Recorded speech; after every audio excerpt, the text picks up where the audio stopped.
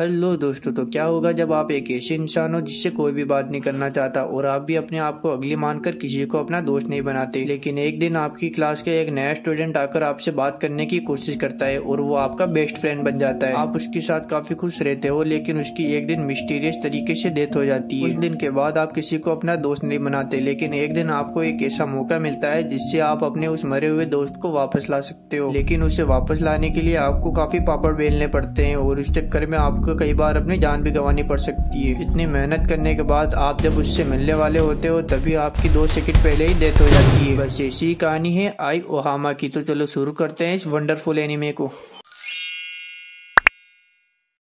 इस कहानी की शुरुआत में हमें एक पीले उड़ी वाली लड़की दिखाई जाती है जिसको सड़क के ऊपर एक मरा हुआ कीड़ा मिलता है। वो उस कीड़े को उठाकर एक पेड़ के नीचे दफनाने चली जाती है और उसके लिए प्रेयर करने लगती है। तभी वो कीड़ा अचानक से जिंदा हो जाता है और वो उस लड़की को कहता है कि आई ओहामा, तुम यहाँ पर क्या कर रही हो? तो आई कहती है, मैं बस यहाँ पर घूमने आई हूँ, लगता है ये बस एक सपना है। तभी वो इंसेक्ट कहता है, आई क्या तुम्हें सपने पसंद है या रियलिटी? तभी हम देखते हैं कि यह दोनों कहीं पर जाने लगते हैं। वह इंसेक्ट कहता है कि मुझे पता है कि तुम्हें वो जरूर पसंद आएगा। तो आई कहती है कि क्या पसंद आएगा और तुम मुझे ले जा कहाँ पर रहे हो? तो वो इंसेक्ट कहता है, थोड़ी देर में तुम्हें पता चल जाएगा और वैसे भी वो एक टाइम कैप्सूल है और वो तुम्हें जरूर पसंद आएगा, बस अगली बार अपना वॉलेट साथ में लेती आना। तो आई कहती है, क्या मुझे वो खरीदना पड़ेगा? तो वो इंसेक्ट कहता है, टेंशन मत लो, अभी के लिए तो वो फ्री है। अब यह दोनों एक टनल के पास आ जाते हैं। वो इंसेक्ट आई से कहता है कि तुम्हें नीचे जाना होगा, वहाँ पर तुम्हें टाइम कैप्सूल मिल जाएगा। अब आई धीरे धीरे नीचे जाने लगती है और थोड़ा आगे जाने के बाद वो इंसेक्ट पीछे से आवाज लगाता है और आई जैसे ही मुड़ती है तो वो नीचे गिर जाती है। अब अगले ही पल हम देखते हैं कि आई तो अपने घर पर सोई हुई है और उसके बगल में एक अंडा पड़ा हुआ है। अब सुबह होने के बाद आई उस अंडे को ध्यान से देखती है और उस अंडे के ऊपर एक कोड लिखा हुआ था। आई उस अंडे को फोड़ने की कोशिश भी करती है, लेकिन वो अंडा फूटने का नाम ही नहीं लेता। टूटेगी कैसे? अंबुजा सीमेंट से जो बनी है, अंबुजा सीमेंट। इसके बावजूद आई दिन भर उस अंडे को अपने पास ही रखती है और रात को खाना वाना खाकर वापस अपने बिस्तर पर सोने चली जाती है। तभी हम देखते हैं कि आई की मॉम उसे कमरे से बाहर बुला रही होती है। वह उससे कहती है कि तुम्हारी टीचर तुमसे मिलने आए हैं, पर आई अपनी मॉम की बात का कोई भी जवाब नहीं देती। इसलिए उसकी टीचर उसकी मॉम से कहते हैं कि लगता है आई मुझसे मिलना नहीं चाहती, पर क्या है कि वो कई दिनों से स्कूल नहीं आ रही थी, इसलिए मैं उसके लिए नोट्स लेकर आया था। और यह कहकर वो दोनों वहाँ से चले जाते हैं। अब हम आई को देखते हैं जो अपने कमरे में सोई हुई थी, पर जैसे ही उसे पता चलता है कि उसकी मॉम और टीचर वहाँ से जा चुके हैं तो आई अपने ड्रेस चेंज कर लेती है और उस अंडे को अपनी पॉकेट में रखकर अपने कमरे से बाहर आ जाती है। पर जैसे ही वो अपने कदम आगे बढ़ाती है तो वो अचानक से अपने स्कूल के अंदर आ जाती है। उसे कुछ भी समझ में नहीं आया कि अभी अभी उसके साथ क्या हुआ, पर इस सब की परवाह न करते हुए वो स्कूल के अंदर घूमने लगती है। तभी उसे 2 बच्चे दिखाई देते हैं। वो दीवार के ऊपर कुछ लिख रहे थे, पर जैसे ही वो आई की तरफ मुड़ते हैं तो आई उनकी शक्ल देखकर काफी ज्यादा डर जाती है और वहाँ से भागने लगती है। आई वहाँ से भागकर टॉयलेट के अंदर बैठ जाती है। तभी हम देखते हैं कि वहाँ का टॉयलेट पेपर अचानक से आई से बात करने लगता है। वह आई से कहता है कि उस अंडे को फोड़ दो और आई बिना कुछ सोचे समझे उस अंडे को दीवार के ऊपर फेंक देती है, जिससे उस अंडे में क्रैक आ जाता है। अब हम देखते हैं कि वो अंडा अचानक से धीरे धीरे बड़ा होने लगता है और जैसे ही आई उस अंडे को टच करती है तो वो अंडा फूट जाता है और उसमें से एक लड़की बाहर निकल आती है। थोड़ी देर बाद वह लड़की होश में आ जाती है, पर आई उससे ज्यादा बात नहीं करती और वो टॉयलेट के बाहर आकर बैठ जाती है। अब थोड़ी देर बाद वहाँ पर एक अनाउंसमेंट शुरू हो जाती है और हम आई के लेफ्ट साइड में देखते हैं कि वहाँ एक लड़की प्रकट हो जाती है। अनाउंसमेंट सुनकर वो लाल बालों वाली लड़की जो अंडे से बाहर निकली थी वो बाथरूम से बाहर आ जाती है और उस लड़की को देखकर आई से कहती है कि हमें यहाँ से भागना होगा। आई कहती है कि पर हमें भागना क्यों है? तभी वो मिस्टीरियस लड़की अचानक से कुल्हाड़ी फेंककर उस लाल बालों वाली लड़की का हाथ काट देती है। यह देखकर ये दोनों वहाँ से तेजी से भागने लगते हैं और ये छोटे छोटे क्रीचर इनको मारने के लिए इनका पीछा करते हैं। इन क्रीचर्स की संख्या काफी ज्यादा होती है और ये अलग अलग दिशा से इनके ऊपर हमला करते हैं, जिससे आई को थोड़ी चोट भी लग जाती है। पर आई इस बात को इग्नोर करते हुए वहाँ से तेजी से भागने लगती है। पर थोड़ा आगे चलने के बाद उसे रियलाइज होता है कि उसके पेट में तो चाकू लगा है, जिससे काफी ज्यादा खून बह रहा होता है। तभी हम देखते हैं कि वो लाल बालों वाली लड़की अचानक से कमरे का गेट तोड़ देती है। अब आई और वो लड़की कमरे के अंदर आकर छुप जाती है और कमरे को लॉक कर देती है। तभी आई देखती है कि उसका जो घाव था अचानक से वो ठीक हो गया है। तभी वो लाल बालों वाली लड़की आई से कहती है कि यह तुम्हारा हमारे सपनों की दुनिया है और तुम इस दुनिया में इमोर्टल हो, तुम मर नहीं सकती। अब ये दोनों चेयर पर बैठे होते हैं पर आई काफी उदास होती है। तो ये लड़की आई से कहती है कि आखिर तुम इतनी उदास क्यों? तो आई कहती है कि आखिर ये सब मेरे साथ ही क्यों होता है? तो लड़की कहती है तुमने वो अंडा खरीदा था इसलिए ये सब हुआ। तो आई कहती है मैंने वो अंडा खरीदा नहीं था, बल्कि वो अंडा मुझे फ्री में मिला था। तो वह लड़की कहती है कि इस दुनिया में हर फ्री में मिलने वाली चीज अच्छी नहीं होती। अब वह लड़की आई का मूड ठीक करने के लिए उससे पूछती है क्या तुम्हारे कोई दोस्त नहीं है? तो आई कहती है मेरा कोई दोस्त नहीं है और मुझे उनकी जरूरत भी नहीं है। तभी वह लड़की कहती है तुम्हें छुपाने की कोई जरूरत नहीं है, मेरा भी कुछ ऐसा ही है। तभी उन दोनों को रियलाइज होता है कि वो दरवाजा टूटने वाला है और मॉन्स्टर अंदर आने वाले हैं। इसलिए वह लड़की आई से कहती है कि हमें जल्द से जल्द यहाँ से भागना होगा, पर आई कहती है कि मैं ऐसा नहीं कर सकती और वो लड़की आई को छोड़कर वहाँ से भागने लगती है। तभी हमें पता चलता है कि वो मॉन्स्टर तो केवल उस लड़की के पीछे पड़े हुए थे। अब इधर आई वापस उदास होकर स्कूल में घूमने लगती है। तभी उसे स्कूल के अंदर एक दरवाजा दिखाई देता है और जैसे ही वो उस दरवाजे के अंदर एंटर करती है तो उसे एक स्टेचू दिखाई देता है, जिसको देखकर उसे अपनी पुरानी मेमोरी याद आती है। उसे याद आता है कि कैसे उसकी दोस्त एक मिस्टीरियस तरीके से मारी गई थी। अब हमें आई का पास्ट दिखाया जाता है जब वह छोटी थी और अपने आप को काफी अगली मानती थी और उसका कोई दोस्त भी नहीं था। तभी एक दिन उसकी क्लास के अंदर एक नई लड़की एडमिशन लेती है। इस लड़की का नाम होता है कोईतो। अब जब स्कूल की छुट्टी हो चुकी थी और सब बच्चे अपने अपने घर जा चुके थे, तब कोईतो देखती है कि आई अकेले ही सीढ़ियों पर बैठी हुई है और उसका कोई दोस्त भी नहीं है। कोईतो आई से पूछती है तुम यहाँ पर क्या कर रही हो? तो आई उससे कहती है मैं यहाँ पर गेम खेल रही हूँ। कोईतो कहती है तुम्हें गेम्स खेलना पसंद है? तो आई कहती है कि हाँ मुझे गेम्स खेलना पसंद है, पर तुम्हें मुझसे बात नहीं करनी चाहिए क्योंकि मैं काफी बदसूरत हूँ। तभी अचानक से कोईतो आई का फेस पकड़ लेती है। वह कहती है कि आखिर दिखाओ तो तुम किस एंगल से अगली हो। अब इधर हम देखते हैं कि आई की दोनों आंखों का कलर अलग अलग होता है, इसलिए वह अपने आप को अगली मानती है। कोईतो उससे कहती है कि मुझे तो तुम किसी भी एंगल से अगली नहीं लग रही। पर पता नहीं आई को किस बात से बुरा लग जाता है और वो बारिश में भीगते भीगते ही अपने घर चली जाती है और अपने कमरे में आकर चुपचाप बैठ जाती है। हड़बड़ाहट में आई अपना बैग और छाता भी भूल जाती है, इसलिए कोईतो उसका बैग और छाता लेकर उसके घर आ जाती है। आई की मोम उससे कहती है कि तुम्हारी दोस्त तुमसे मिलने आई है। आई कहती है कि मेरा तो कोई भी दोस्त नहीं है। पर तभी कोईतो अचानक से उसके कमरे के अंदर आ जाती है और उससे कहती है कि तुम अपना छाता और बैग वहीं पर भूल गई थी, वही मैं तुम्हें देने आई थी। और वह ऐसे कहती है तुम्हारी दोनों आंखों का कलर अलग अलग है ना? तुम्हें जो बीमारी है उसे हेटोक्रोमिया बोलते हैं और यह बीमारी बिल्लियों और डॉग्स में काफी कॉमन दिखाई देती है। अब कोईतो आई के पास आती है और उसे गले लगा लेती है। कोईतो आई से पूछती है क्या तुम मेरी दोस्त बनोगी? और आई कहती है कि हाँ मैं बनूंगी। अब हमें वापस प्रेजेंट में लाया जाता है जहाँ पर आई उस स्टेचू के पास बैठी हुई थी और आई देखती है कि उस स्टेचू की आंखों से आंसू निकल रहे हैं। और तभी अचानक से वो लाल बाल वाली लड़की वहाँ पर आ जाती है। उसे लग रहा था कि उसने सारी मॉन्स्टर को खत्म कर दिया है, पर वह गलत थी। तभी अचानक से वहाँ पर बहुत सारे मॉन्स्टर उस लड़की को मारने के लिए वहाँ पर आ जाते हैं और वह लड़की वहाँ से भागने लगती है। आई कहती है कि इस बार मैं इस लड़की को बचा के रहूंगी। अब आई उसके पीछे पीछे भागती है और एक लंबी छलांग लगाती है। आई के पास एक पेन था और जैसे ही वो उसे प्रेस करती है तो वो एक बड़े से हथियार में बदल जाता है। आई उस हथियार की मदद से वो भूत वाली लड़की जिसके हाथ में कुल्हाड़ी होती है उस लड़की को एक बार में ही खत्म कर देती है और इस तरह वह उस लाल बालों वाली लड़की को बचा लेती है। वह लड़की आई को थैंक यू बोलती है और अपना नाम कुरोमी साइजो बताती है और वह आई से कहती है कि तुम प्लीज मुझे भूल मत जाना। आई कहती है कि आखिर तुम्हारे कहने का मतलब क्या है? तभी साइजो अचानक से गायब हो जाती है और वहाँ पर एक अनाउंसमेंट सुनाई देने लगती है कि क्या तुम अपने उस दोस्त को वापस लाना चाहती हो? यह तो काफी बुरा हुआ। अब आई वापस जाने से पहले उस स्टेचू के पास आ जाती है और उसका हाथ पकड़ लेती है और उसे टच करते ही उसे थोड़ी गर्माहट महसूस होने लगती है और उसे पता चल जाता है कि वह जितने लोगों की जान बचाएगी उसके दोस्त के वापस आने के उतने ही ज्यादा चांसेस बनेंगे। अब हमें आई के घर का सीन दिखाया जाता है जहाँ पर उसकी मोम और आई नाश्ता कर रहे होते हैं, पर तभी अचानक से आई की नाक से खून निकलने लगता है और आई बेहोश होकर वहीं पर नीचे गिर जाती है। आई की मोम आई को जल्दी से हॉस्पिटल में एडमिट करवाती है। वहाँ पर आई के टीचर भी आए हुए होते हैं। वह आई की मोम से कहते हैं कि आखिर आई को क्या हुआ है? तो उसकी मोम जवाब देती है मुझे भी नहीं पता कि आखिर आई को क्या हुआ है। अब हम नेक्स्ट मॉर्निंग को देखते हैं जहाँ पर आई हुडी पहनकर रनिंग कर रही होती है और वहाँ पर वो जुगनू आ जाता है। वह आई से कहता है क्या तुम इस बार अपना वॉलेट लेकर आई हो? तो आई कहती है हाँ मैं इस बार अपना वॉलेट लेकर आई हूँ। वहाँ पर आई उस जुगनू से सवाल करती है कि मुझे अपने दोस्त को वापस लाने के लिए आखिर कितने लोगों की जान बचानी पड़ेगी? तो जुगनू कहता है कि मुझे भी नहीं पता। अब ये दोनों वापस उस सुरंग के अंदर आ जाते हैं जहाँ पर बहुत सारे अंडे होते हैं। वहाँ पर आई वापस जुगनू से एक सवाल करती है कि साइजो ने अपने आप को मारा था? तो जुगनू कहता है कि मुझे भी नहीं पता। अब आई उस सुरंग को पार कर लेती है और वहाँ पर काफी हरियाली होती है और दो इंसान भी बैठे हुए होते हैं जहाँ पर मेल कैरेक्टर का नाम होता है याका और फीमेल का होता है उराका। अब आई अंडा लेने के लिए आगे बढ़ती है जहाँ पर वो चुपके से से देखती है कि कोई और भी उस अंडे को खरीदने के लिए आया है और यह देखकर वो उस लड़की से काफी इम्प्रेस हो जाती है।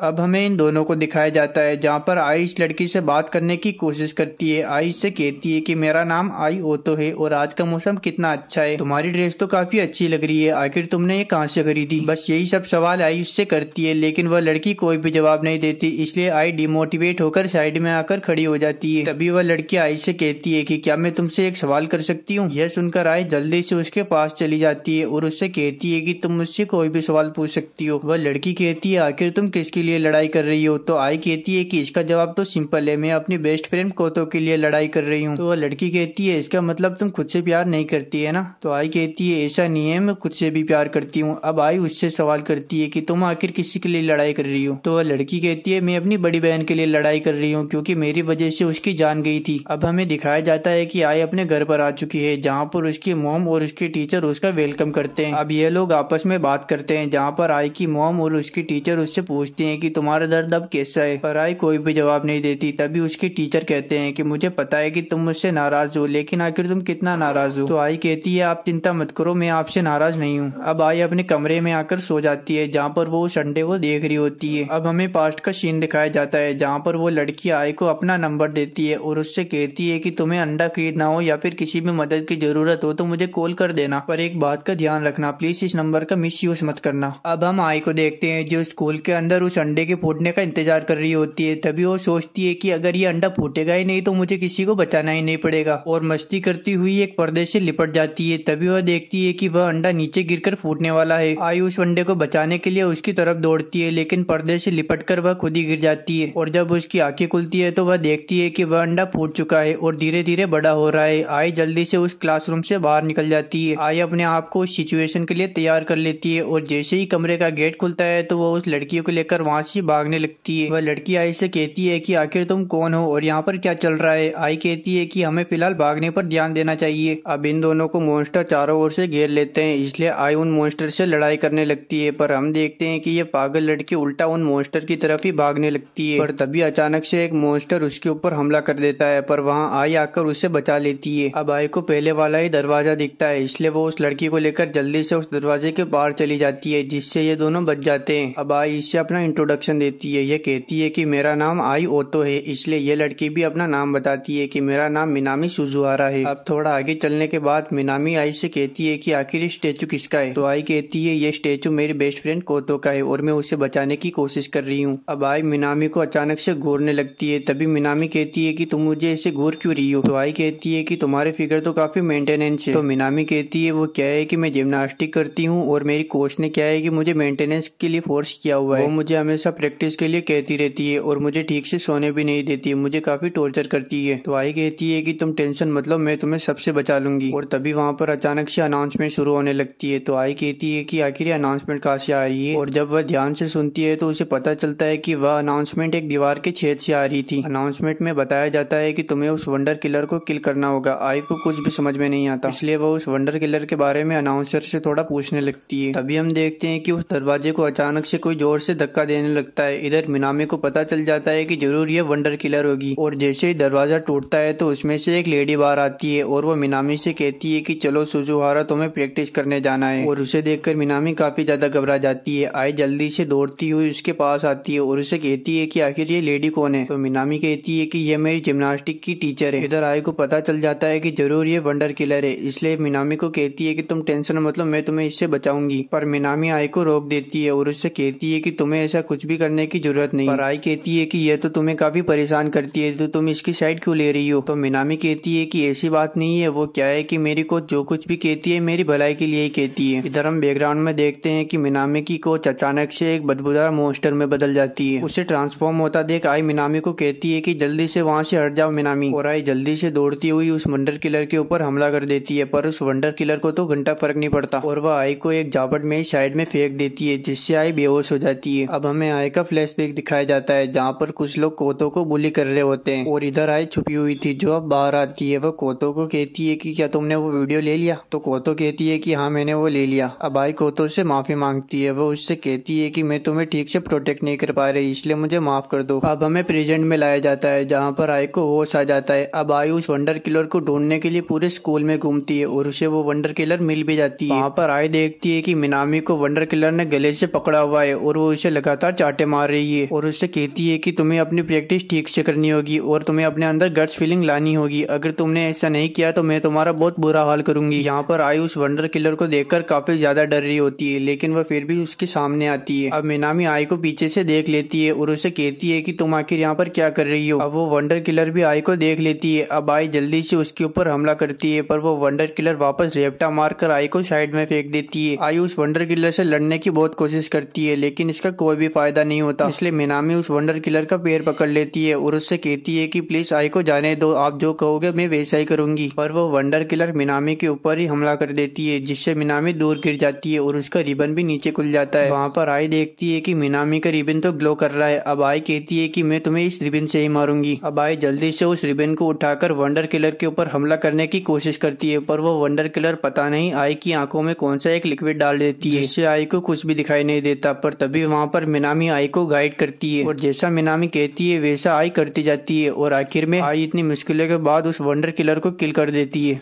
अब यह दोनों एक कोने में आकर बैठ जाते हैं, जहाँ पर मिनामी आई से कहती है कि तुम्हारा शुक्रिया, काश मैं तुम्हारे साथ थोड़ा और वक्त बिता सकती। और अगले ही पल मिनामी धूल बनकर उड़ जाती है। अब हम देखते हैं कि आई वापस से एक अंडा खरीद कर वहाँ से जा रही होती है। तभी वहाँ पर आका उसे रोकता है और कहता है कि तुम्हारे लिए एक अंडा काफी है, पर आई इस बात का कोई भी रिस्पॉन्स नहीं देती। तभी आका उससे कहता है कि तुम आखिर ऐसे लोगों को क्यों बचाना चाहते हो जो खुद से ही पहले ही मर चुके हैं। पर आई वहाँ पर गुस्सा हो जाती है। वह कहती है कि वो अपनी सिस्टर को बचाना चाहती है। तो आका कहता है कि ओ नेहरू, मुझे पता है कि वो अपनी सिस्टर को बचाना चाहती है और वो काफी बहादुर है, पर तुम खुद ही सोच कर देखो ना, इस बात का कुछ भी मतलब नहीं निकलता। अब सीन शिफ्ट होता है जहाँ पर नेहरू एक हॉस्पिटल में एडमिट होती है। वहाँ पर आई भी बैठी होती है। वो अपने फोन में टाइप कर उसे बताती है कि क्या अब हम दोस्त बन चुके हैं। पर तभी वहाँ पर एक दूसरा पर्सन आ जाता है, इसलिए आई वहाँ से उठकर चली जाती है। और आखिर में हम देखते हैं कि नेहरू और आई साथ में खड़े होते हैं और जूस पी रहे होते हैं और ये काफी अच्छे दोस्त बन चुके हैं। अब हम एक लड़की को देखते हैं जो एक वंडर किलर से लड़ाई कर रही होती है और उसे हरा देती है। अब वो कैरेक्टर जिसे इसने बचाया हुआ होता है वो इस लड़की को थैंक यू बोलती है। अब ये लड़की गार्डन में चल रही होती है और एक स्टेचू के पास आकर उस स्टेचू से कहती है कि इस सुंदर गार्डन में मुझ जैसी सुंदर लड़की ही रह सकती है, ना कि तुम्हारी जैसी कोई मोटी लड़की। अब अगले सीन में हम आई को देखते हैं जो एक अंडा खरीद कर जा रही होती है और उसके पीछे वही लड़की होती है जो अचानक से नीचे गिर जाती है। आई उसे पूछती है कि आखिर तुम्हें क्या हुआ है, तो वह बताती है कि मेरे पेट में बहुत तेज दर्द हो रहा है। आई कहती है क्या मैं तुम्हारे लिए डॉक्टर को बुलाऊं, तो वह लड़की कहती है इन दोनों ने मुझे बताया नहीं था कि मेरी बॉडी में ऐसा कुछ दर्द भी होगा। तो वहाँ आका कहता है कि ये हमारी नहीं तुम्हारी रिस्पॉन्सिबिलिटी है और तुम्हें इसका ध्यान रखना चाहिए था। तभी वो लड़की अचानक से खड़ी हो जाती है और वह कहती है कि अब मेरे पेट में दर्द नहीं हो रहा। आई उससे कहती है कि क्या तुम भी किसी को बचाने की कोशिश कर रही हो। तो वह लड़की कहती है कि तुम्हारे आई लेंसेज तो काफी अच्छे लग रहे हैं, ये काफी अच्छा आइडिया है, डिफरेंट कलर के लेंसेज पहनना ये काफी वायरल जा सकता है। यह सुनकर आई अपनी आँख को अपने बालों से छुपाने लगती है। अब वह लड़की कहती है कि प्लीज मुझे तुम्हारी थोड़ी मदद की जरूरत है। वो क्या है कि मुझे थोड़े पैसों की जरूरत है, तो तुम मुझे वो दे सकती हो। तो आई उसे अंडा खरीदने के लिए थोड़े पैसे दे देती है। अब सीन शिफ्ट होता है जहाँ पर आई अपने घर में काम कर रही होती है। अब आई जैसे ही घर से बाहर निकलती है तो वहाँ पर वो लड़की बैठी हुई थी। इस लड़की का नाम है कवाई रिका। आई उससे कहती है कि तुम आखिर यहाँ पर कैसे आई और तुम्हें मेरा एड्रेस किसने दिया। तो रिका बताती है कि वो क्या है कि कल मैंने तुम्हारा पीछा किया था। तो आई उससे कहती है क्या तुम मेरे पैसे लौटा नहीं आई हो। तो रिका कहती है कि ऐसा नहीं है, वो क्या है कि मेरे पास पैसे खत्म हो चुके हैं, तो मैं तुमसे थोड़े पैसे उधार लेने के लिए आई हूँ। अब हम अगले सीन में देखते हैं जहाँ पर रिका और आई नेहरू से मिलने के लिए हॉस्पिटल जाती है। वहाँ पर डॉक्टर नेहरू का इलाज कर रहे होते हैं, पर तभी वहाँ पर रिका आकर उन दोनों को डिस्टर्ब कर देती है। अब लंच टाइम हो जाता है तो यह तीनों साथ में लंच करते हैं। वहाँ पर आई नेहरू को एक एग देती है और उससे कहती है कि प्लीज इसे वेस्ट मत करना। अब आई रिका को नेहरू से इंट्रोड्यूस करवाती है। वो नेहरू से कहती है कि इसका नाम रिका कवाई है। तो रिका कहती है हाँ मैं ही रिका कवाई हूँ, क्योंकि मैं काफी क्यूट हूँ इसलिए मेरा नाम रिका कवाई रखा गया है। यह सुनकर नेहरू को काफी अजीब लगता है। रिका नेहरू से कहती है कि क्या तुम मेरे ग्रुप में आना चाहती हो। वो क्या है कि मेरा जो पिछला वाला ग्रुप था उसमें सिर्फ मैं ही अकेली क्यूट थी और बाकी सब काफी अगली थे, जिसकी वजह से हमारा ग्रुप टूट गया। तो नेहरू कहती है कि शुक्रिया, पर मुझे तुम्हारे ग्रुप के अंदर नहीं आना। तो रिका कहती है कि तुम्हारी मर्जी, वैसे भी इसमें तुम्हारा ही घाटा है। अब हम देखते हैं कि आई अपने घर पर आई हुई होती है और वो रिका को भी अपने साथ लाती है, इसलिए वह चुपके से अपने कमरे में जाने की कोशिश करती है। पर तभी अचानक से उसकी मॉम आ जाती है और तभी उनके कमरे से उसके टीचर बाहर निकलते हैं और वो उसकी मॉम को कहते हैं कि अब मुझे चलना चाहिए। और आई के टीचर को देखकर रीका कहती है कि आखिर ये हैंडसम गुड लुकिंग टोल बंदा कौन है, क्या ये तुम्हारे पापा है। अब यह दोनों आई के कमरे में आ जाते हैं और रीका एक तस्वीर को उठाकर आई से कहती है कि तुम तो काफी लकी हो, एक हैंडसम और गुड लुकिंग मैन तुम्हारे साथ रह रहा है। तो रीका कहती है कि आखिर वो तुम्हारे साथ क्यों रह रहा है। तो आई कहती है कि वो कोतो की वजह से हमारे साथ में है, वो क्या है कि कोतो ने अपने आप को मार लिया था। अभी अचानक से रीका कहती है कि चुप हो जाओ, तुम अपना दुखड़ा मुझे बाद में सुनाना, पहले मुझे भूख लगी हुई है, तो जाओ मेरे लिए खाना लेकर आओ। आई उससे कहती है कि क्या तुम भी मेरी तरह अपने दोस्त को बचाने के लिए ये सब कर रही हो। तो रीका उससे कहती है वो मेरी दोस्त नहीं है, वो मेरी फैन है। वो क्या है कि मेरे पापा कहा करते थे कि सुंदर लड़कियों के खर्चे हमेशा उनके फैंस उठाते हैं। चिमी भी ऐसा ही करती थी और वो मेरे सारे खर्चे उठाती थी। अब यह दोनों साथ में लंच करने लगते हैं, जहाँ पर रीका चिमी के बारे में और बताती है। वह कहती है कि चिमी एक मोटी और अगली लड़की थी, इसलिए मुझे उसे दोस्त बनाने में भी शर्म आ रही थी, इसलिए मैंने उसे अपना फैन बनाया। तो आई कहती है कि तुम अपने दोस्त लुक्स के बेसिस पर बनाती हो। तो रीका कहती है कि हाँ मैं तो ऐसा ही करती हूँ और वो उठकर आई के पास बैठ जाती है और उससे कहती है कि क्या कोतो सुंदर थी। तो आई कहती है कि वो सुंदर नहीं, सुंदर से भी सुपर डुपर ऊपर थी। अब जो रीका होती है वो कोतो का मजाक उड़ाने लगती है, जिससे कि आई को काफी ज्यादा गुस्सा आता है और वो अपना हाथ टेबल के ऊपर पटक देती है, जिससे वहाँ पर जूस का गिलास गिर जाता है। अब हम आई को देखते हैं जो नेहरू के साथ चैटिंग कर रही होती है। नेहरू आई से कहती है कि तुम प्लीज रीका से दूर रहना। तो आई कहती है कि भला ऐसा क्यों। तो नेहरू कहती है कि वो क्या है कि वो डॉक्टर के ऊपर लाइन मार रही थी, यार तुम सोच सकती हो। तो आई कहती है कि तुमने सही कहा, वो मेरे टीचर के ऊपर भी लाइन मार रही थी और कह रही थी कि ये हैंडसम गुड लुकिंग और हॉट बंदा कौन है। लगता है रीका को अडल्ट लोग ज्यादा पसंद आते हैं। नेहरू कहती है कि तुम्हें उससे संभल कर रहना चाहिए, क्योंकि जो लोग अडल्ट लोगों को पसंद करते हैं वो काफी खतरनाक होते हैं। तो आई कहती है कि ऐसा नहीं है, वो बस थोड़ी पागल है। अब हम रीका को देखते हैं जो बात ले रही होती है, उसके हाथ पर एक निशान भी होता है और वह अपने आप से कह रही होती है कि अगली बार में कोई भी दर्द महसूस नहीं करना चाहती। अब हमें आई का फ्लैशबैक दिखाया जाता है जहाँ पर वो अपने स्कूल के अंदर होती है और जैसे ही वो अपनी क्लास का दरवाजा खोलती है तो वहाँ पर उसके सर और कोतो आपस में हक किए हुए थे और यह देखकर आई को कुछ भी समझ में नहीं आता और वो उस गेट को वापस बंद कर देती है और वहाँ से चली जाती है। अब हमें आई और रीका को दिखाया जाता है जो साथ में सो रहे होते हैं। अब आई एक अलग दुनिया में आ जाती है और वहाँ पर रीका भी होती है। रीका उससे कहती है कि तुम तो इतने फूलों वाले गार्डन में भी अच्छी नहीं दिख रही और वो देखो वो रहा मेरा वॉलेट। इधर आई को कुछ भी समझ में नहीं आ रहा होता है कि अभी अभी क्या हुआ और तभी वहाँ पर हवा चलने लगती है और पंखड़े उड़ने लगती है और दो पंखड़े आकर आई से कहती है कि तुम अभी रीका के सपने में हो। तो आई कहती है कि आखिर मैं ही रीका के सपने में क्यों आई, वो मेरे सपने में क्यों नहीं आई। तो वह पंखुड़े एक्सप्लेन करती है कि जिसकी भी फीलिंग सबसे ज्यादा होगी बाकी सब उसके सपने में आ जाएंगे, यानी कि यहाँ जो रीका है उसकी फीलिंग आई से काफी ज्यादा है। आई रीका के ऊपर गुस्सा होती है और उससे कहती है कि तुम आखिर अपने दोस्त को वॉलेट कैसे बुला सकती हो। तो रीका कहती है कि इतनी टेंशन की बात नहीं है, तुम ये लो या अंडा फोड़ो। और आई जैसे ही उस अंडे को फोड़ती है तो उसके अंदर से दो कैरेक्टर बाहर निकलते हैं और उनका नाम मिका और माको होता है और वह उछल उछल कर कहती है कि हम सुजुई के सबसे बड़े फैन हैं। तो आई उनसे पूछती है कि आखिर सुजुई है कौन। तो माको और मिको बताते हैं कि वो एक बहुत पॉपुलर पॉप स्टार है जिसने सुसाइड कर लिया था, जिसकी वजह से हमने भी सुसाइड कर लिया। और तभी वहाँ पर वो छोटे छोटे मॉन्स्टर माको और मिको को मारने के लिए आ जाते हैं और इधर आई और रीका उन मॉन्स्टर से लड़ाई करने लगती है, पर इनका टीम वर्क इतना अच्छा नहीं होता। इधर हम देखते हैं कि आई इतनी अच्छे से लड़ाई नहीं कर पा रही थी, जबकि रीका बड़े आसानी से उन मॉन्स्टर को मारे जा रही थी। पर तभी वहाँ पर एक मॉन्स्टर रीका के ऊपर हमला कर देता है और उसे घायल कर देता है और इतने सारे मॉन्स्टर को देखकर ये लोग वहाँ से तेजी से भागने लगते हैं और टावर के ऊपर जाने लगते हैं। अब टावर पर आने के बाद इन लोगों को लगता है कि ये सब सेफ है, इसलिए आई रीका से पूछती है कि तुम्हें मुझे चिमी के बारे में और बताना होगा। तो रीका बताती है कि हमारे स्कूल में हैंडशेक इवेंट हुआ करता था जहाँ पर मेरे सारे फैंस मेरे से हाथ मिलाने के लिए आया करते थे और चिमी भी मेरी एक फैन थी और वो रोज वहाँ पर मेरे से हाथ मिलाने के लिए आया करती थी और वो मेरे ऊपर काफी खर्चा भी करने लगी थी। लेकिन मैंने एक दिन उसे देखा कि वो एक दुकान से चोरी कर रही थी और उन्हीं पैसों से वो मेरे ऊपर खर्चा करती थी और यह सब देखकर मुझे काफी अच्छा लगा कि मुझे इतना कमाल का फैन मिल चुका है। लेकिन एक दिन वो मेरे पास आकर मुझसे कहती है कि क्या मैं तुम्हारी दोस्त बन सकती हूँ। तो मैंने उसे सीधा मुंह पर बोल दिया कि मैं तुम जैसी मोटी लड़की से कभी दोस्ती नहीं करना चाहूंगी और उस दिन के बाद से वो मुझसे कभी भी हाथ मिलाने के लिए नहीं आई। लेकिन एक दिन मुझे अपने फैन से पता चलता है कि चिमी की डेथ हो चुकी है और पता नहीं कि उस दिन के बाद से वो मेरे दिमाग से निकल ही नहीं रही थी, इसलिए मुझे उसे वापस लाना है। और तभी हम देखते हैं कि वो मॉन्स्टर इन लोगों को मारने के लिए बिल्डिंग के अंदर घुस जाते हैं। अब ये सब लोग तेजी से ऊपर की ओर भागने लगते हैं, पर आई सडनली नीचे गिर जाती है और वह अपने मन में कोतो के बारे में सोचती है और कहती है कि कोतो आखिर तुमने ऐसा क्यों किया। अब आई वापस अपनी फॉर्म में आ जाती है और वो उन मॉन्स्टर को एक एक बार में ही खत्म कर देती है। अब वो रीका से कहती है कि चलो उस वंडर किलर को किल करते हैं। आई और रीका जल्दी से दौड़ते हुए टेरेस के ऊपर आते हैं। वहाँ पर यह देखते हैं कि वंडर किलर ने माको और मिको को पकड़ा हुआ है। इस वंडर किलर का नाम होता है मैडम साचिको और इसने सुजुकी का स्टॉक किया हुआ था, जिसकी वजह से पुलिस ने इसे गिरफ्तार कर लिया और इसने खुद ही सुसाइड कर लिया। अब आई और रिका इसके ऊपर साथ में मिलकर हमला करते हैं। तभी वो वंडर किलर कहती है कि तुम दोनों आखिर कौन हो? तो आई और रिका कहते हैं कि हम दोनों वो है जो अभी तुम्हें खत्म करने वाले हैं। यह सुनकर वंडर किलर इनके ऊपर हमला करती है, जिसकी वजह से रिका एक पत्थर के अंदर बदल जाती है। पर वह पत्थर बनने से पहले आई से कहती है कि आई तुम्हें ही इसे हराना पड़ेगा।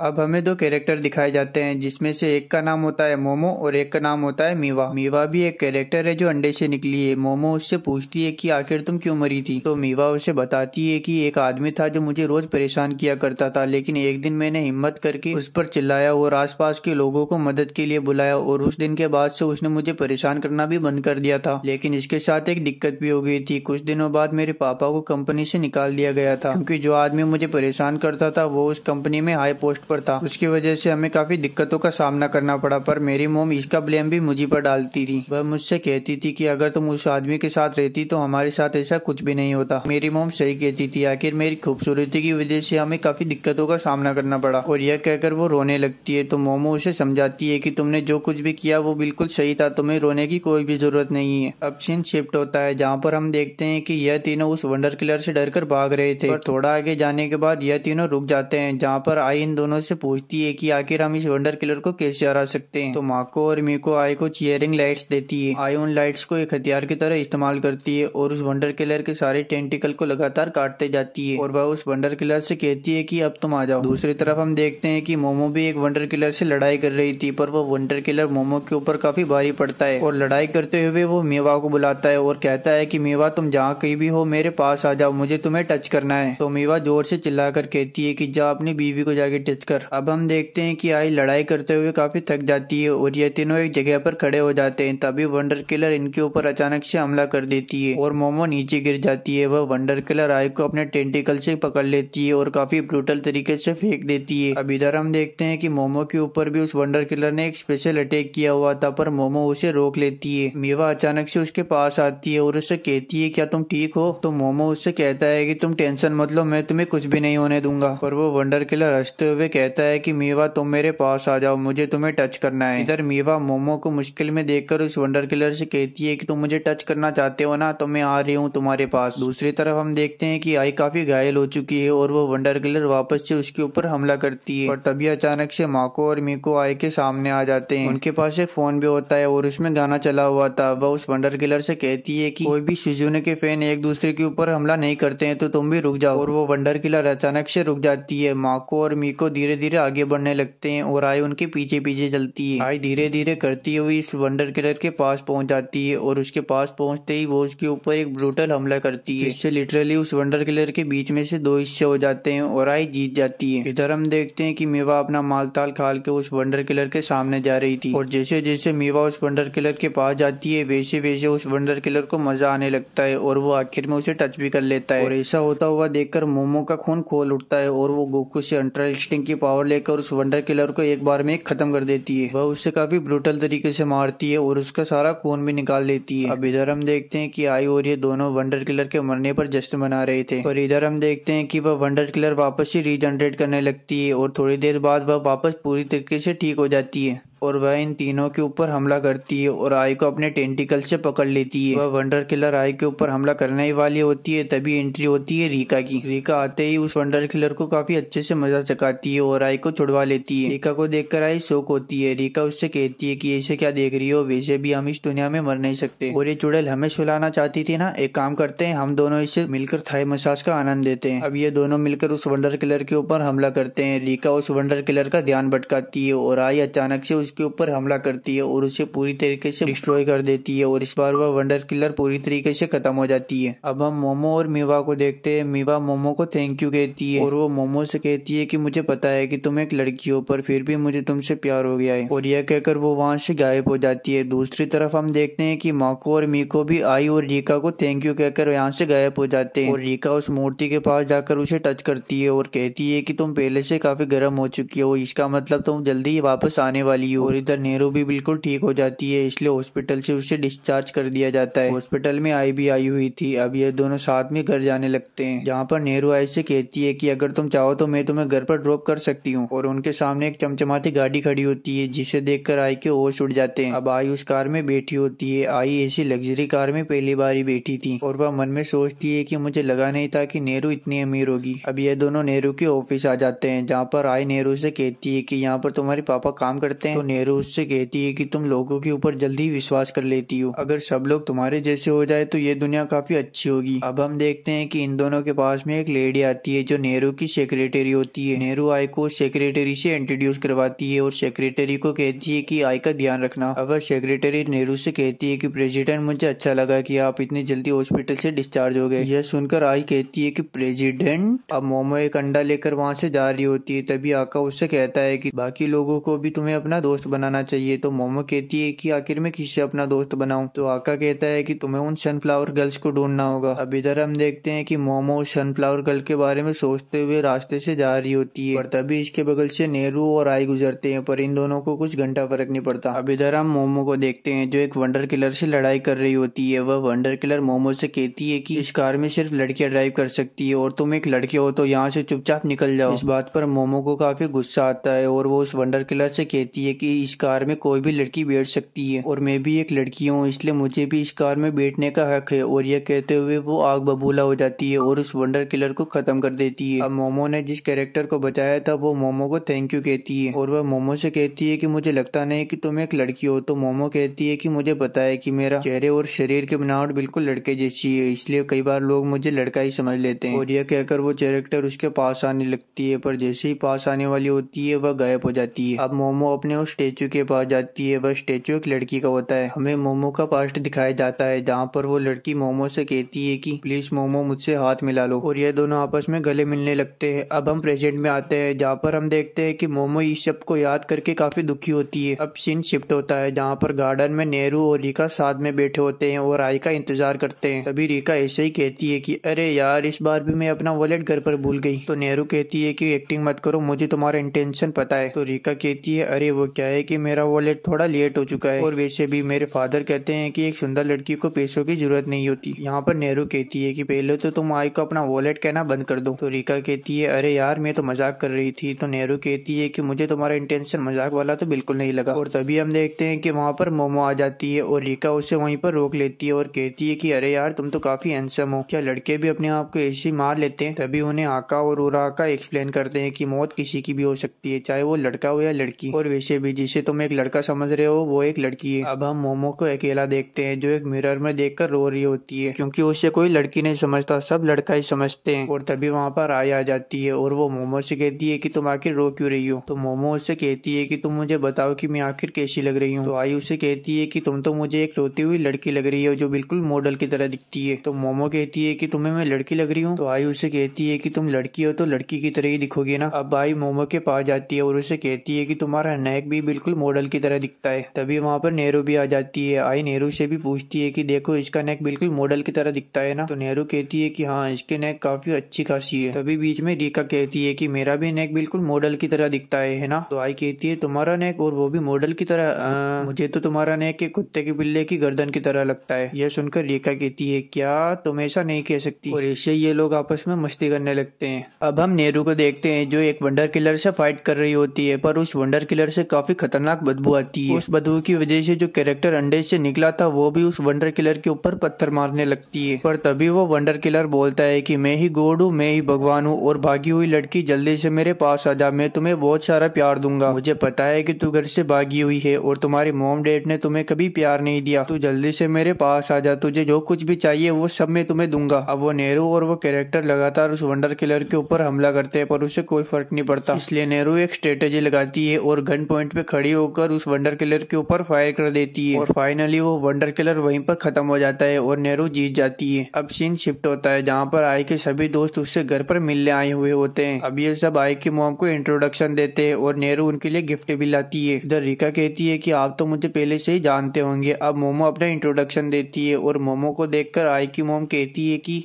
क्या तुम मिस्टर सावाकी की रिलेटिव हो? तो मोमो कहती है कि हाँ, वो क्या है कि वो मेरे अंकल हैं। यह सुनकर आई काफी शौक होती है। अब ये लोग आई के कमरे में बैठे हुए होते हैं, जहाँ पर रिका मोमो से कहती है कि अगर तुम एक लड़का होती तो मैं पक्का तुम्हें ही डेट करती। यह सुनकर नेहरू को गुस्सा आ जाता है। वह रिका से कहती है कि तुम्हें शर्म नाम की चीज भी है या फिर नहीं। अब ये सब लोग आपस में डिस्कस करते हैं, जहाँ पर रिका कहती है कि आखिर कोतो की डेथ कैसे हुई होगी। अब रिका अपने आप की थ्योरी बनाती है और वह कहती है कि मिस्टर सावाकी काफी हैंडसम है, तो हो सकता है कोतो और मिस्टर सावाकी का ब्रेकअप हो गया हो और इसी वजह से उसने सुसाइड कर लिया हो। तो मोमो कहती है कि मेरे अंकल ऐसे नहीं है, बल्कि उन्होंने तो बहुत सारी बिल्लियों की भी मदद की है। तो रिका कहती है कि तुमने शायद उनकी डार्क साइड नहीं देखी है। हो सकता है कि कोतो और उनके बीच कुछ ऐसा हुआ जिसे वो बता नहीं सकते, या हो सकता है कोतो प्रेग्नेंट हो गई हो, जिसकी वजह से उसने अपने आप को मार लिया। यह सुनकर यह सब लोग काफी गुस्सा होते हैं और मोमो को भी काफी गुस्सा आता है। तो रिका कहती है कि अरे टेंशन मत लो, मैं तो बस ऐसे ही मजाक कर रही थी। अब रिका आई से कहती है कि तुम इस बारे में अपनी मोम से क्यों नहीं बात करती। तो आई कहती है कि मैं उन्हें परेशान नहीं करना चाहती। वो क्या है कि वो मिस्टर सावाकी के ऊपर काफी ज्यादा विश्वास करती है और मैं उनके विश्वास को इस तरह खराब नहीं करना चाहती। अब हम देखते हैं कि मिस्टर सावाकी आई के घर आए हुए होते हैं, जहाँ पर आई की मोम उनसे कहती है कि मोमो बिल्कुल आपकी तरह दिखती है, इसलिए मैंने उसे पहली बारी में ही पहचान लिया था। तो वह कहते हैं कि आखिर मोमो आई से कैसे मिली, वो तो अलग स्कूल में पढ़ती है। यह सुनकर आई को अपना फ्लैशबैक याद आता है, जहाँ पर वो देखती है कि मिस्टर सावाकी उसकी पेंटिंग बना रहे थे और उस शाम को कोतो आई से कहती है कि क्या तुम्हें पता है मिस्टर सावाकी एक आर्ट एग्जीबिशन में पार्ट ले रहे हैं और उसमें वो तुम्हारी पेंटिंग बनाने वाले हैं। तो आई कहती है कि आखिर वो मेरी पेंटिंग क्यों बनाना चाहते हैं। तो कोतो कहती है कि अगर तुम्हें कोई दिक्कत है तो मैं उनसे जाकर बोल दूंगी, वो तुम्हारी पेंटिंग नहीं बनाएंगे। अब हम वापस इन सबको देखते हैं, जहाँ पर रिका आई से कहती है कि तुम्हारी मोम काफी अच्छी है। तो आई रिका से कहती है कि आखिर तुम्हारी मोम कैसी थी। तो रिका जवाब देती है कि मेरी मोम तो काफी टॉक्सिक थी, वह काफी अजीब थी और वो मेरा बिल्कुल भी ख्याल नहीं रखती थी। यह सुनकर आई जवाब देती है कि मेरी मोम तो काफी अच्छी है, वो काफी हार्ड वर्किंग है, वह जॉब भी करती है और घर को भी संभालती है, पर इस सब के बावजूद पता नहीं क्यों हमारे डैड ने हमें छोड़ दिया। तो रिका कहती है कि हमेशा ऐसा ही होता है, जो मर्द होते हैं वो किसी भी औरत को अपने से ऊपर नहीं उठते देखना चाहते, शायद इसीलिए वो तुमसे दूर हो गई। यह कहने के बाद रिका नेहरू को गुदगुदी करने लगती है और एक अलग दुनिया में चली जाती है और वंडर किलर से फाइट कर रही होती है। पर नेहरू को पता नहीं चलता है कि इन सब में असली वंडर किलर है कौन। नेहरू इन सब के ऊपर हमला करती है, पर इसका कोई भी फायदा नहीं होता और वो अंडे से निकली हुई कैरेक्टर नेहरू से कहती है कि तुम तो काफी सुंदर हो। तो नेहरू कहती है कि मुझे टच मत करो। वह कैरेक्टर नेहरू से कहती है कि तुम्हें नहीं जानना कि मेरी डेथ कैसी हुई। तो नेहरू कहती है कि मुझे इसमें बिल्कुल भी इंटरेस्ट नहीं है, पर फिर भी वो कैरेक्टर अपनी स्टोरी बताने लगती है। वह कहती है कि जब एक लड़की जवान होती है तो उसके काफी सारे अंग खूबसूरत होने लगते हैं, पर मेरी मोम काफी बदसूरत थी। उन्होंने अपने आप को खूबसूरत बनाने के लिए काफी सारी कोशिश की, उन्होंने कई चीजें ट्राई की, यहाँ तक कि एसिड भी ट्राई किया, पर इसका कोई भी फायदा नहीं हुआ और उसके बाद मेरी डेथ हो गई। इस दुनिया की सभी खूबसूरत लड़कियां मर क्यों नहीं जाती। वह नेहरू से कहती है कि तुम भी काफी खूबसूरत हो, तो तुम भी मर क्यों नहीं जाती। यह सुनते ही नेहरू उसकी बात पर ध्यान देने लगती है और उसका दिमाग ब्लैंक हो जाता है। पर नेहरू अपने दिमाग को शांत करते हुए उस वंडर किलर के ऊपर लगातार हमला करती है, पर इसका कोई भी फायदा नहीं होता और वह सोचती है कि मैं एक काम करती हूँ, मैं इस कैरेक्टर के ऊपर ही हमला करती हूँ। और जैसे वो उस कैरेक्टर के ऊपर हमला करने वाली होती है तो वो मॉन्स्टर आकर उसे प्रोटेक्ट कर लेते हैं, पर फिर भी नेहरू बुलेट फायर करके उस कैरेक्टर के बाल काट देती है। तो वह कैरेक्टर कहती है कि आखिर तुम्हें पता कैसे चला। तो नेहरू कहती है कि मुझे मेरे सेंसेस से पता चला और आज के बाद तुम्हें कोई खूबसूरत नहीं बोलेगा। और इसी के साथ वो वंडर किलर खत्म हो जाती है। अब ये सब अंडा लेने के लिए वापस से उस जगह पर जाते हैं जहाँ पर ये काफी मस्ती करते हैं, पर थोड़ी देर होने के बाद वहाँ पर अनाउंसमेंट होने लगती है कि जल्दी से अंडा खरीदो और यहाँ से निकल जाओ। तो ये सब लोग उससे बोलते हैं कि हम तो यहाँ पर बस अभी अभी आए हैं, हमें थोड़ी देर और भी खेलने दो, और इन्हें परमिशन मिल जाती है। यहाँ पर रिका और मोमो साथ में फोटो क्लिक करते हैं और रिका कहती है कि तुम्हें लगता नहीं कि हम दोनों इसमें कपल की तरह लग रहे हैं। तो मोमो कहती है कि तुमने सही कहा, तुम्हें मैं कुछ और भी बताती हूँ। और वो अपना फोन निकालकर पुरानी फोटोज दिखाने लगती है, जहाँ पर वो एक फोटो दिखाती है, उसके अंदर मोमो और हारुका होती है। मोमो रिका से कहती है कि हारुका एक लौती ऐसी मेरी दोस्त थी जो मुझे एक लड़की की तरह देखती थी, पर पता नहीं कि वो एक दिन मुझे अचानक से बोलने लगी कि मुझे टच करो, इसलिए मैं उसे धक्का देकर वहाँ से भाग गई। अब ये सब लोग साथ में काफी गेम्स खेलते हैं और काफी मस्ती करते हैं और थकने के बाद ये गार्डन में आकर सो जाते हैं, जहाँ पर रिका इन सबसे कहती है कि अगर हम उस अंडे को खरीदेंगे ही नहीं तो हमारे साथ कुछ बुरा भी नहीं होगा। यह सुनकर नेहरू कहती है कि मुझे पता था कि तुम ऐसी ही लड़की हो। तो रिका गुस्सा होकर कहती है कि ऐसी का मतलब क्या है तुम्हारा, मैं तो बस ये कह रही हूँ कि वो लोग तो खुद की मर्जी से मरे थे ना, तो हम उन्हें बचाने की कोशिश क्यों कर रहे हैं। हाँ, मैं मानती हूँ कि चिमी मेरी वजह से मारी गई थी, पर फिर भी उसने खुद की मर्जी से सुसाइड किया था और राय कोतो ने भी तो खुद से सुसाइड किया था ना, तो तुम आखिर उसे क्यों लाना चाहती हो। तो राय कहती है कि मैं बस ये जानना चाहती हूँ कि आखिर उसने सुसाइड क्यों किया था। तो रिका कहती है कि इस सब का कोई भी मतलब नहीं है। इधर नेहरू कहती है कि लगता है ये पागल हो गई है, मुझे यहाँ से चले जाना चाहिए। तो रीका जोर से चिल्लाकर नेहरू से कहती है कि तुम बताओ, तुम अपनी बहन को क्यों बचाना चाहती हो? वो इसलिए कि मेरी बहन ने मुझे मारने की कोशिश की थी और जब वो मुझे मारकर ब्रिज से भाग रही थी तो वो ब्रिज से नीचे गिर गई, जिससे उसकी डेथ हो गई और उसकी वजह से मेरी पीठ पर काफी ज्यादा चोट लगी है और मेरी पीठ पर एक ब्रूटल सा निशान बन गया है। और जब भी मैं उसे देखती हूँ तो मुझे अपने बहन की याद आती है। मुझे बस उससे ये पूछना है कि आखिर उसने मुझे मारने की कोशिश क्यों की थी। यह कहने के बाद नेहरू वहाँ से चली जाती है। तो आका इनसे कहता है कि तुम लोगों को अब अंडा खरीद कर यहाँ से चले जाना चाहिए। अब ये सब लोग अपने लिए एक अंडा खरीदने लगते हैं। अब हम आई को देखते हैं जो एक कैरेक्टर को लेकर भाग रही होती है। तभी अचानक से ये शिनोइवल्स हेटर्स में बदल जाते हैं। हेटर्स बेसिकली वो क्रीचर होते हैं जो शिनोइवल्स यहाँ तक कि वंडर किलर से भी ज्यादा खतरनाक होते हैं। इसलिए आई उस कैरेक्टर को लेकर जल्दी से एक कमरे के अंदर छुप जाती है और वहाँ पर उसकी मरहम पट्टी करती है और उससे पूछती है कि आखिर तुम्हारा नाम क्या है। तो वह बताती है कि मेरा नाम योशिदा है। और कैमरे की मदद से आका और उराका इन्हें देख रहे होते हैं और वो इनसे कहते हैं कि तुम इस गेम में छुप नहीं सकती, तुम्हारी फर्स्ट प्रायोरिटी होनी चाहिए कि तुम इस गेम में इस कैरेक्टर को बचाओ, ना कि छुपाओ। यह सुनते ही ये चारों एक साथ बोलते हैं कि हाँ, हमारी फर्स्ट प्रायोरिटी है वंडर एक प्रायोरिटी। अब हम देखते हैं कि आई सोई हुई थी जो अब नींद से जाग जाती है। अब वह अपनी मॉम के साथ ब्रेकफास्ट कर रही होती है। तभी उसकी मॉम उससे कहती है कि तुम्हें मिस्टर सावाकी के साथ थोड़ी बात कर लेनी चाहिए। तो आई कहती है ठीक है, मैं उनसे बात करने की कोशिश करूंगी। अब हम देखते हैं कि ये तीनों एक जगह बैठे होते हैं और वहाँ पर आई का इंतजार कर रहे होते हैं। पर इधर आए तो उछलती कूदती हुई मस्ती में ही नीचे खेल रही होती है। अब यह चारों आका और उराका के पास चले जाते हैं जहाँ पर आका इन्हें कांग्रेचुलेशंस बोलता है और कहता है कि तुम चारों ने एक गेम की तरह इसमें लेवल अप कर लिया है। तो रीका कहती है कि वो सब छोड़ो, तुम बताओ कि वो हेटर्स कौन है, क्योंकि वो बेसिकली हम चारों के सपने में आ रहे थे। तभी वहाँ पर उराका 4 पेंडेंट लेके आता है। आका उन सभी से कहता है कि तुमने जो लेवल अप किया है तुम उसका ये रिवॉर्ड समझ सकती हो। इनके अंदर छोटे छोटे क्रीचर्स है जो तुम्हारी उन हेटर से लड़ने में मदद करेंगे। पर एक बात का ध्यान रखना, तुम बस इन्हें अकेले में ही हेज कर सकती हो, क्योंकि जिसे भी ये लोग पहली बार देखेंगे उसे ही अपना मास्टर मान लेंगे। अब नेहरू कहती है कि आखिर हम उन्हें बाहर कैसे निकालेंगे। तो आका एक्सप्लेन करता है कि तुम्हें उन्हें बाहर निकालने के लिए बस इन्हें थोड़ा रब करना पड़ेगा, यानी कि तुम बस पेंडेंट को थोड़ी गर्मी दो और वो लोग बाहर आ जाएंगे। अब ये चारों एक जगह पर बैठे होते हैं जहाँ पर रीका मस्ती में नेहरू से कहती है कि हम क्या एक दूसरे का पेंडेंट एक्सचेंज कर ले। तो नेहरू कहती है कि बिल्कुल नहीं। अब ये तीनों एक बात नोटिस करते हैं कि आई काफी अजीब बिहेव कर रही है और वो काफी उदास है। और उसी वक्त हम देखते हैं कि ये चारों अपना पेंडेंट हैच कर लेते हैं और इन चारों के पास अलग अलग क्रीचर निकलता है। जैसे हम आई के पास देखते हैं कि उसका निकलता है कमेलियन, जबकि हम रीका का क्रीचर देखते हैं तो उसका एकदम टोटोस की तरह दिखता है, जबकि नेहरू का बिल्कुल सांप की तरह और मोमो का बिल्कुल मगरमच्छ की तरह दिखता है। अब हम देखते हैं कि आई वापस अपने सपने में आ जाती है और वो योशिदा से कहती है कि इस बार मैं तुम्हें बचा लूंगी। और वो अपने अंडे को वेनी बोलकर हेज करती है, जिससे कि उसमें से एक बड़ा सा कमेलियन बाहर निकलता है। उसे देखकर आई हैरान हो जाती है और जैसे ही हेटर्स उसे मारने के लिए पास आते हैं तो वो कमेलियन उन्हें खाना शुरू कर देता है। तभी अनाउंसमेंट शुरू होती है और कहा जाता है कि इन हेल्पर्स का सबसे स्वादिष्ट खाना यह हेटर्स ही है। अब जब तक वो हेल्पर उन हेटर्स से फाइट कर रहा होता है तब तक आई उस कैरेक्टर को लेकर एक सेफ जगह पर आ जाती है और उससे पूछती है कि आखिर तुमने सुसाइड क्यों किया था। तो वह बताती है कि वो क्या है कि मैं गोश्त को देख सकती हूँ और जब मैंने ये बात लोगों को बताया तो उन्होंने मुझे एक हॉस्पिटल में भर्ती कर दिया। वहाँ पर इतने सारे गोश्त थे कि मैं काफी डर गई थी और उनकी आवाज लगातार मेरे कानों में चुभती जा रही थी। वो काफी डरावना था जिसकी वजह से मैंने सुसाइड कर लिया। तो आई कहती है कि चिल्लाओ मत, वो वंडर किलर यहाँ पर आ जाएगा। और योशिदा चिल्लाकर बोलती है कि वंडर किलर तो पहले यहाँ पर मौजूद है और वो वंडर किलर आई की गर्दन पकड़कर उसे काफी दूर फेंक देता है। अब सीन चेंज होता है जहाँ पर हम देखते हैं कि आई बात लेकर बाहर निकलती है और डिनर के लिए टेबल पर बैठ जाती है और हम देखते हैं कि मिस्टर सावाकी भी वहाँ पर बैठे होते हैं। तभी हम देखते हैं कि आई की मोम आई से कहती है कि